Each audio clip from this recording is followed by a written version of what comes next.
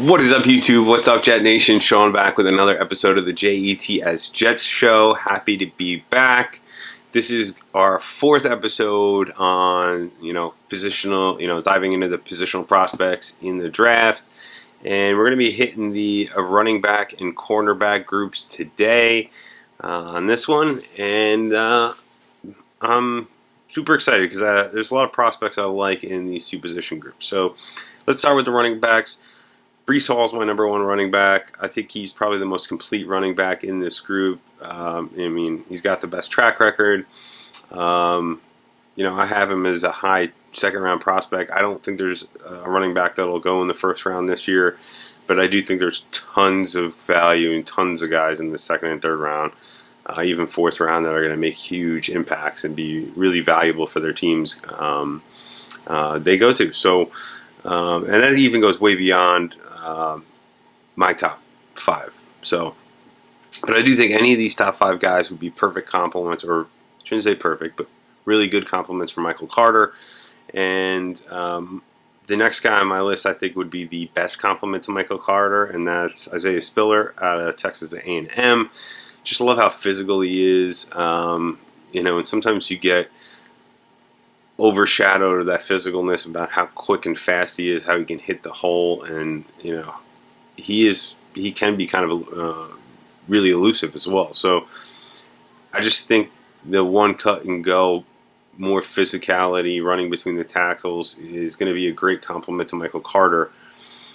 And since he's a little smaller guy, I would prefer not to use him all the time running between the tackles and short yardage type stuff, because I don't want to wear him down, because he's super explosive, and I want to take advantage of the fact that he's really explosive. And to do that, I need him to be on the field and be healthy. So I think Isaiah Spiller would be the ideal complement to Michael Carter, and I have him as my number 2 running back in the draft, followed by Kenneth Walker the third. Another really solid guy, had a good college career, very good balance. He's a dense player. He's shorter. He's only 5'9", so he's kind of like a bowling ball. But again, he is a very well-rounded player, can be explosive as well. So I wouldn't have a problem if the Jets selected him, especially in the third round. I think it's a value pick. I don't think he'll be there. I don't think Spiller will be there either by the third round when they pick at 69. And that's why I've had them. I've been mocking Rachaad White to them a lot, because he's number 4 on my list, and seeing him as a pick in the third round, as high as 69, I could totally see them doing that. They really love this guy at the Senior Bowl. I do think they're going to draft a bunch of guys that they had at the Senior Bowl, so he could very easily be one of them. I mean, he was a workhorse for the team during the Senior Bowl. They ran him a lot, and I think one of the reasons was they wanted to get a good look at him. So I think they like him. Also, he was coached by Herm Edwards. They play to win the games there. And then my number 5 guy on my list is Tyler Algiere. A lot of people know, obviously, he played with Zach Wilson. He's definitely a bit of a thicker build than Michael Carter. I mean, he's 224, so he is pretty heavy. He's going to be very physical, and obviously, because of that, it would be a really good compliment to Michael Carter as well. And he's worked with Zach Wilson a lot, so I would not be upset at all if the Jets selected him, in the third or fourth round. I would say, like, a guy a little farther down the list, I do think Damien Pierce is a really good running back, and I do think he's going to go higher than people think. I can even see him going as high as the middle of the third round. And then another guy I really like was Abram Smith. He looked great at the Senior Bowl. I do see him probably as like a fifth-round guy that is, whoever drafts him is going to get a hell of a player and a hell of a value in the fifth round. So, yeah, and that's my running backs. So definitely had some camera and technical challenges. So I had to pick up the recording the next day now and talk about the cornerback position. As most people know, Ahmad Sauce Gardner is my number 1 guy in the entire draft. I think he's the best prospect in the draft. I think he's the most proven, got the stats to back it up. It's not just on paper or combine or anything like that. So I am a huge Sauce Gardner fan. I think he is the best player in the draft. He's obviously my number 1 corner. I have Derek Stingley as my number 2 corner. I think he's a phenomenal corner. You know, if he wasn't injured, he would probably be the number 1 corner in this class.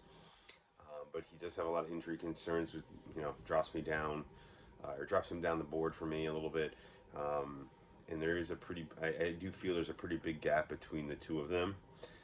And then there's an even bigger gap or drop off between Stingley and the next players on my list. So Mcduffie's next on my list.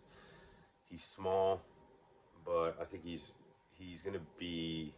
probably going to turn into a slot corner, but I think he would be a phenomenal slot corner regardless of the system, whether that be zone scheme or a man-to-man heavy scheme. I think he's got the skill set, the quickness, the agility. He's athletic as heck, a little smaller than you would typically like for a corner, but if he's playing in the slot, it's kind of the ideal position for him. My number 4 on my list is Roger Mccreery. I've mocked him to the Jets in a couple of my mocks. What I really love about him is his versatility. He can play inside, he can play outside. He's got really great tape against really great competition. Again, he's a little smaller, but you know, as a 4th corner on any roster in this league, I think he would be phenomenal because of his versatility. I mean, he can literally come in and start, you know, at a moment's notice at any, you know, corner, either outside position, left or right, or in the slot. So that gives the team a lot of depth and versatility.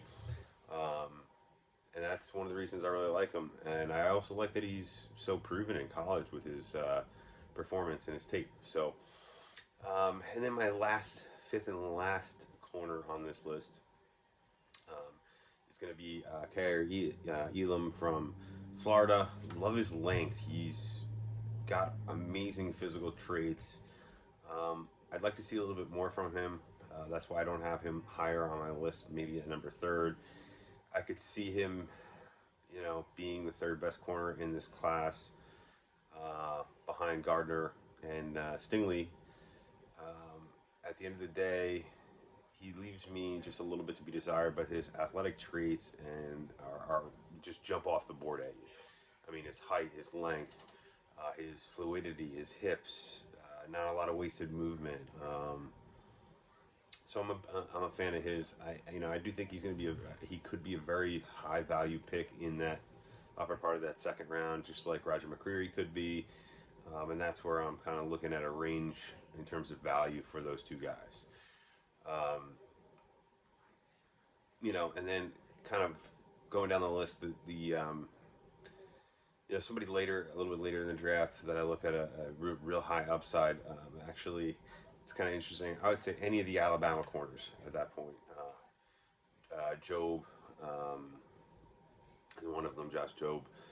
Any of those Alabama corners that are mid to late round picks, I think would be awesome additions to a Jets roster.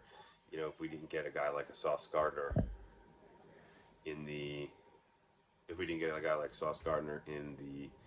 earlier part of the draft. So that's what I have for this episode, reviewing you know, cornerbacks, running backs, everything like that. Hope you got something out of it, guys. If you like the content, you know what to do. Like, subscribe, share, comment. Always love to hear from you guys. Thank you to the new subscribers out there, and I'll see you next time.